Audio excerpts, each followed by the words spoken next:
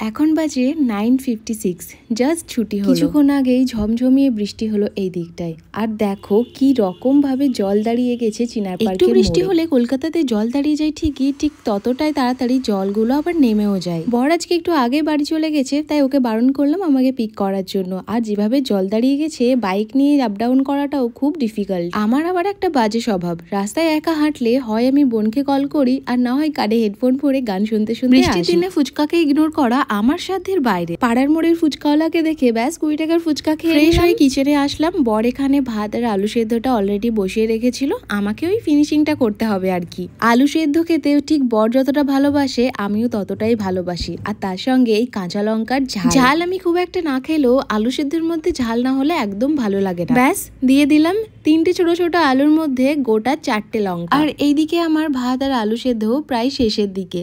বাকি ক্লিপগুলো একদম নেওয়ার আর এনার্জি পাইনি। চলো আজকের মতো এইটুকুই, দেখা হচ্ছে তোমাদের সঙ্গে নেক্সট শর্টসে।